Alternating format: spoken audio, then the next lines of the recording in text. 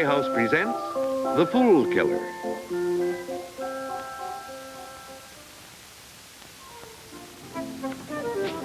O. Henry spent many hours walking around Greenwich Village, and occasionally he would stop and chat with his old friend Valis. It was because of one such visit O. Henry wrote his now famous story, The Fool Killer. My dear Rudy, what you suggest is impossible.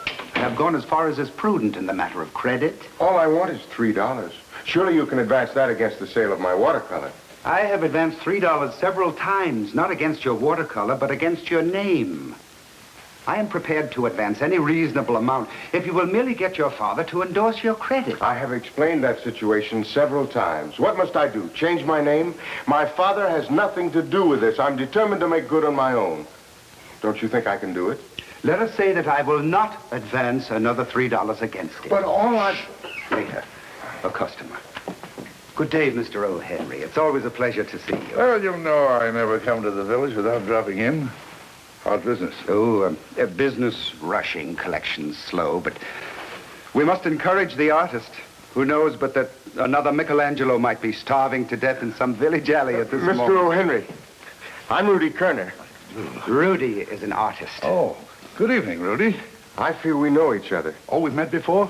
Not actually. I illustrated one of your stories about the beautiful woman of great wealth who devoted her life to service in a soup kitchen on the Bowery because her father wouldn't let her have a puppy when she was a child. Do you remember it?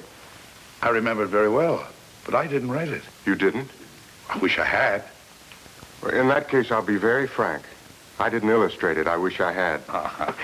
If I had, my credit wouldn't have reached the embarrassing point whereon it rests at the moment. A temporary embarrassment, I trust? Temporary, but acute. Rudy is hungry. Oh. You know, John Aubrey once said, hunger is the teacher of the arts.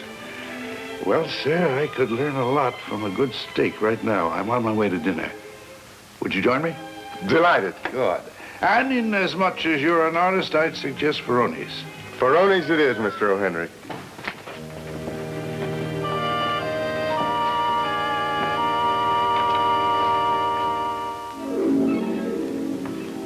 You amaze me, O. Henry.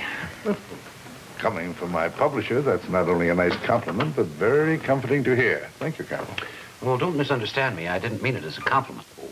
My amazement stems from the realization of how soft a touch you are for any sob story. Oh, that's an interesting observation. Would you mind clarifying a bit? Well, take this, Rudy Kerner. He's so typical of our time. Brash, youthful, aggressive.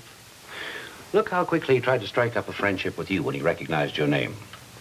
I tell you, men like myself can always see through opportunists like Rudy. It's incredible to realize how little you know about your fellow man. In other words, if you had met Rudy, you'd pass him by. Absolutely. One glance would have told me his whole story. There's a new word going around. Actually, it's a form of slang, but it fits Rudy quite well. He's an obvious moocher. Keen insight is what you must learn. If I had this keen insight you speak of, perhaps I'd be a publisher instead of a writer. Well, now you're trying to avoid the issue. I tell you quite flatly, people like Rudy Kerner are a waste of time. There's nothing to be gained by being with them. And I dare say nothing of interest came out of your dinner with him either. But I'll wager you were stuck with the check. Well, you're partially right, Colonel. Would you like to hear about the dinner? Yes, because I'd like to know just how long it took you to find out you were being used. All right, sir. We went to Ferroni's, you know. Rudy and I spoke to Ferroni and his wife. Then my young friend approached dinner as if there wasn't going to be a tomorrow. After his appetite decreased, his manner and his personality began to expand. And I owe this moment to you. Look at Ferroni, beaming proudly to see me in such famed company. If only Elise could see me, too. And who is Elise? A girl. A breathtaking, beautiful girl. You're in love with her? Madly, and she with me. Am I to meet her? Not this evening. She's working.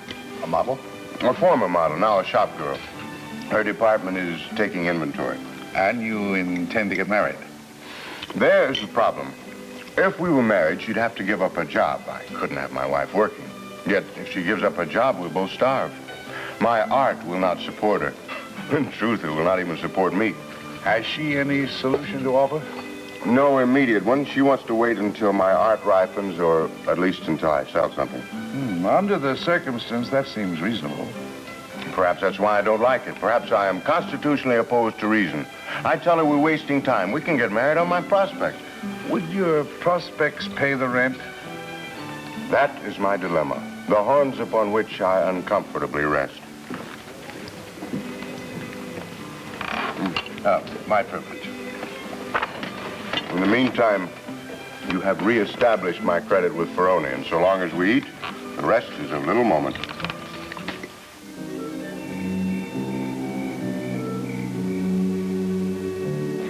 Sit down, sit down.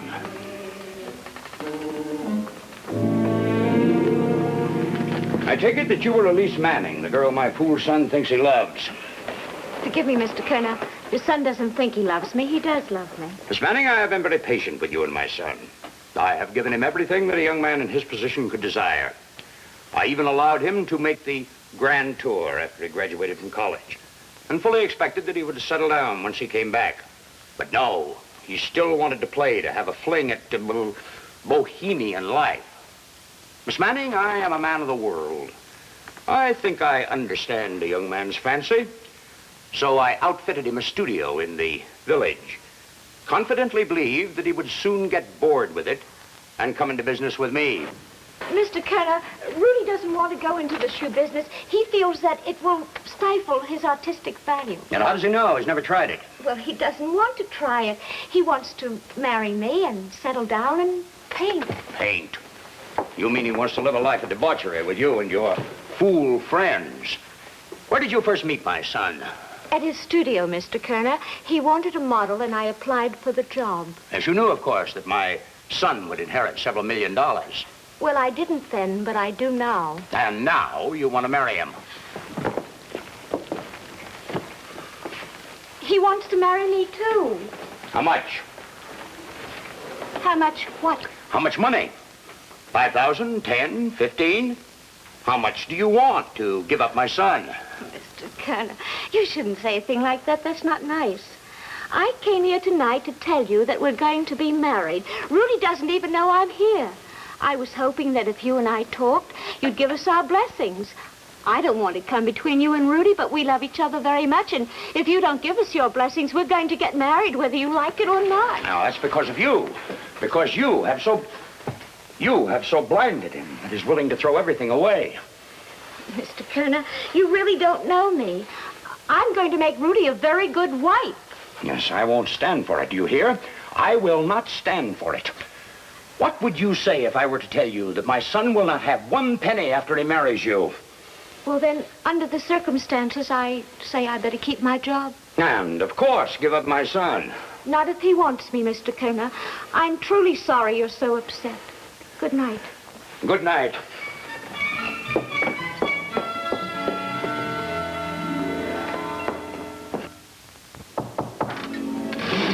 Door's not locked. Mr. Henry, hello. Oh. I'm Elise Manning, the girl that Rudy Kerner told you about. Well, how do you do, Miss Manning? Won't you come in? Sit down. Thank you. What can I do for you? Your landlady told me that you would welcome an excuse to quit your work. Mrs. Blunt is a discerning lady. May I? Of course. Help yourself. Thank you. You know, I don't really want an apple. It's just that it helps to ease my confusion while I try to think of how to start the conversation. Well, take your time. Good. His money has nothing to do with it. Money? Rudy's? Mm-hmm. He's not really broke, you know. He isn't? He has no money, but he's not really broke. Oh, wealth of talent. I mean, he has $2 million anytime he wants it. Yeah, but he doesn't want it. Well, he doesn't want the shoe business. That goes with it. Silas Kerner is his father, Easy Shoes. And he wants Rudy to stick to his last. Miss Manning. That's a puny pun, isn't it? My only excuse is I don't have anything better to do with my evenings. That must be at Ferroni's. Ferroni's, when nobody listens to you because everybody's trying to think of what to say next. Uh-huh. Oh, forgive me. This isn't my day for being cute. Well, does Rudy enjoy it? Ferroni's, I mean. Did he seem to enjoy it last night? You seem to. Did you catch him working hard at being Bohemian? Oh, I see. Ah. He's not always this gay, carefree, happy-go-lucky chap, huh? Well, he's a young man of many moods. And this gay bon vivant role that he's playing is really his way of asserting his independence, of proving to his father that he can make his own way. Oh. Have you met his father? Mm-hmm. Last night. I thought Rudy said you spent the evening making up an inventory for the store. Oh, that's what I told him, and it's the first time I've ever lied to him, Mr. O'Henry, but really I was trying to make his father understand. Understand what, Miss Manning? That we love each other, and I failed. His father thinks that I'm the cause of everything. He thinks that I'm keeping Rudy away from him. He even offered to buy me off. Strange. Rudy never mentioned his father. Oh, he hasn't talked about him since the day he left the house. Can I help you? I don't really know. You know, when I met Rudy today, he told me that he'd seen you last night, and I'm sure that last night he told you about me, and today I'm telling you about the both of us. I really think he needs a lot of good advice. Man talk, you know. If he comes to you for advice, Mr. O'Henry, will you promise that you won't figure out the best story, but that you'll give it to him straight? I'll do that if he comes to me. Thank you. Well, you know, I really have to be going. I have to figure out a way to work out this week's rent. I see. Bye-bye. Bye. Oh, thank you. Bye-bye. Charming.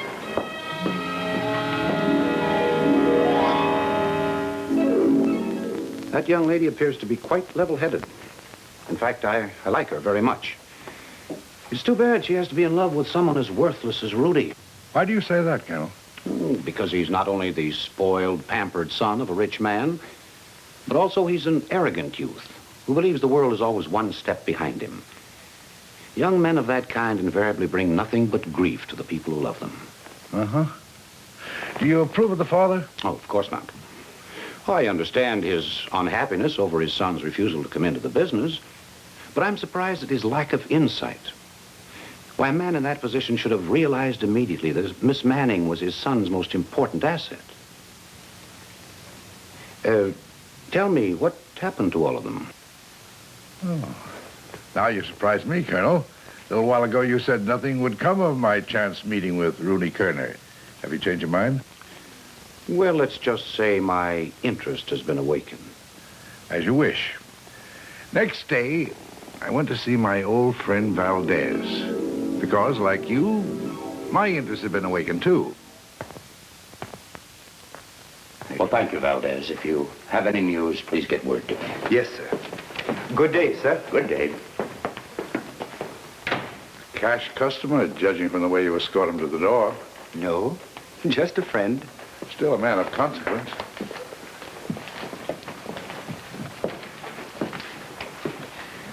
Silas Kerner. The easy shoe man? Rudy's father. Yeah, I know. Does he come here often? Several times a month. I wonder what would happen if he and Rudy should meet.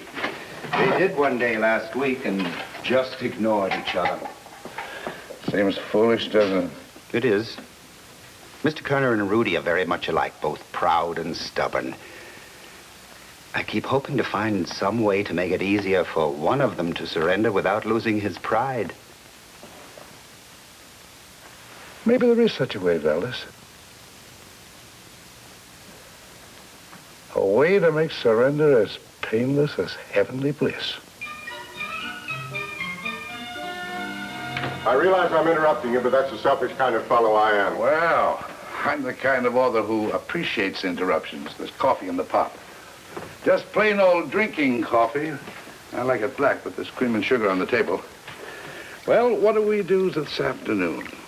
Do we tear apart the work of Velasquez and Tintoretto, or do we transport ourselves with artistic hypnosis, And imagine we're in your studio on left bank, overlooking the rooftops of Paris. Or are we playing Bohemian while we wait for Mimi? I just left Mimi. She's gone back to work. Oh? Don't be too rough on me, at least until I've had some more coffee and another donut. In the cold light of day, I find that art is not nearly so attractive. At night in Ferrone's, after I've had a day to dwell on being sorry for myself, I dabble at it with a certain distinction. I bandy small talk while I pose and posture with the best. Why this soul-searching, this merciless self-appraisal? Surely this can't be all the effect of daylight. No, it's an honest estimate of my efforts. After a year of daubing, I find myself existing because Elise is working and because my friends are kind. $1 million will buy a lot of coffee and donuts. Do you always plunge in the scalpel like that? Don't you believe in anesthetics? I thought you were using the anesthetic. Is it that simple? Anybody else's problems are always that simple. Well, it's a terrible thing to admit failure, especially at my age. Well, it's a wonderful thing to be honest with yourself. Well, I wonder how I... Come in. What are you doing here? Looking for you, you big oaf. Barney's has been looking for you all day. And he came to the store and he told me he needed you quickly. He was very excited. He said he had good news. Oh, it's happened, sweetheart. It's finally happened. Good news can mean only one thing. Valdez has sold my watercolor of the Palisades. Tonight, we celebrate. Tonight, I pick up the check at Ferrone's. Oh, I'm alive again. Oh.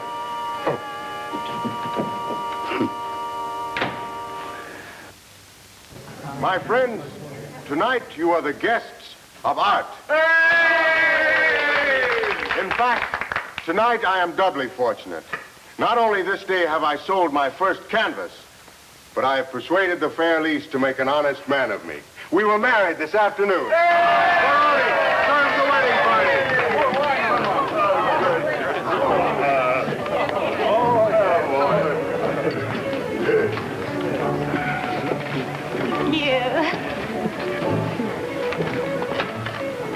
How much did he get for that watercolor? $15. $10 for the ring. $2 for the license. Oh, yes, and $3 for a new cravat that he bought. And the preacher? Well, we were married at City Hall, and the press of the license took care of everything. I see. And he's broke again. Well, he promises to paint furiously and sell a new canvas every week. I made you a promise, and I want you to know I kept it. I gave it to him with everything I knew. I told him as straight as I could. I know you did. Don't worry about it. I made him a promise, too. I said that we'd be married as soon as he sold something, and $15 isn't very much, but it is a sale. Say, did you quit your job? Not yet. Well, I was afraid he'd insist on that. Well, he brought it up, but I persuaded him that the store would be in a lurch if I left, and that takes care of the next 10 days, and then, well, after that... You know, you've got to figure a way to pay for this party. Yes. I suppose he hopes to sell another canvas. Well, Mr. O'Henry, I really don't know why anybody bought this one. Is it that I don't appreciate art? No, I think rather you do appreciate Rudy. Now, let's concentrate on us. Did I tell you that this morning Mr. O'Henry almost convinced me I was living in a dream world? Wise man with words, this O'Henry. I was saved by the bell. Isn't it amazing what a small sign of success can do to a bruised ego? I was a spineless craven, steeped in self-pity, until a knock on the door made me a man. A knock on the door and word that something I had done by and for myself was worth money. That within myself was my own salvation without resort to shoes and ships and sealing wax. Well, cheer up, my friend. Your solemn visage does me little credit. I was thinking it's time to send for Jesse Holmes. Send for him by all means. Any friend of yours is a friend of ours. Do we know him? Jesse Holmes is the fool killer. Of course, he's a myth like Jack Frost or General Prosperity. Millions of people, but the wisest in the world can't tell where his name came from. Well, I'll tell you this, there's hardly a household from Roanoke to the Rio Grande where his name isn't pronounced and invoked. Always with a smile and sometimes with a tear, he's summoned to his official duty. A busy man is Jesse Holmes, the fool killer. Do you think there's work for him here tonight? There's work for him in every place in the world, and whenever he's needed, he'll surely appear. Always he comes in different shapes, size, color. Matter of fact, might be he coming behind you now across the room. I told you not to drink that coffee straight. It makes you see things. I'm sorry to interrupt your dinner, son, but I was wondering if you wouldn't like to come home. We'll be very happy, just as we are. In the daytime, I shall paint. Then at night, in the moonlight, we'll sit with your guitar and sing away the false delights of pride and money. I promised myself that I would make this one last effort. Now I regret that I did. Good night. Oh, you fool. That was your father. You're mistaken. I saw no one. You saw no one because you didn't look, and you didn't look because you were ashamed. Ashamed of what? Haven't you figured out by now who bought that picture? Valdez wouldn't tell me. He said it was a condition of the sale. Of course he wouldn't. Do you think your father wanted you to know that he was trying to buy your forgiveness? Who else would pay money for that canvas? Who else would supply that tiny little bit of success for your bruised ego? If you don't know by that by now, you're the incompetent idiot you told me about this afternoon. Pardon me, Mr. Kerner. My name is O. Henry. Yes, I remember seeing you in the art shop. What can I do for you? Well, by listening to me, I can do something for you. Oh, I'm listening. What is it you can do for me? I want you to go back to that table. Oh, you heard me, sir. You also heard and saw my son. No, that was the last effort I could make. Well, that could very well be. I want you to know I just told him that you bought the picture. That watercolor Valdez sold this afternoon. Well, who else but you or his wife could buy it? And she hasn't got $15 in the world. His wife? Yes, Elise, the girl at the table. They were married this afternoon. She can save him for you. Thank you for telling me. Permit me, my dear. I have just heard the good news. May I hope that my daughter will accept the invitation that my son has declined. You mean that you want me to come home with you? Very much. I'm a lonely man rattling around in a very big house. You realize, of course, if you take her, you'll have to take her husband. Well, of course, son. Live your own life, but live it at home. Invite your friends. Continue your studies in art. As to that, Father, I've learned that I'm a very bad painter. But with a little study, I might find some art in the shoe business. You might at that.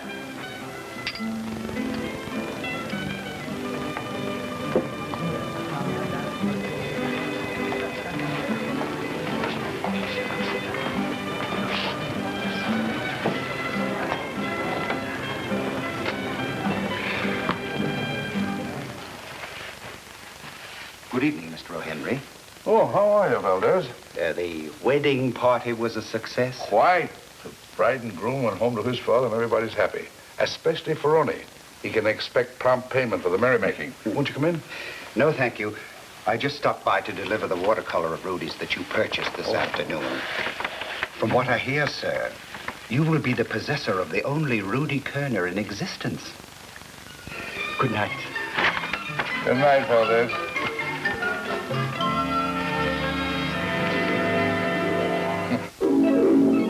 You're a sly man, O. Henry. A gambler, too.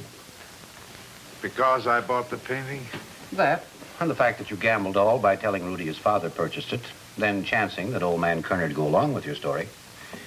It's a clear case of insight. A lesser man would have missed the point completely. Thank you, Colonel. Now I'm worried. About what? Was it insight that made me buy Rudy's dinner the first day we met? Or bad judgment that just happened to turn out right? Yes. Let me extricate myself from an embarrassing situation by suggesting it was possibly a combination of both. I bow to your tactful and diplomatic retreat. Thanks. Now, as your publisher, I suggest you write your experience with Rudy Kerner and call the story The Fool Killer. You think it's interesting enough to publish? Certainly. I realize it wouldn't have occurred to you, but that's just further proof of your lack of insight I've been speaking about. I'll give you $1,000 for the story when you deliver it. $1,015, Colonel. You forget I bought the painting. All right. When will you deliver it? Right now, if you don't mind. You see, I wrote it last night. And, Colonel, I want you to know I'll always remember your astute understanding of the word insight.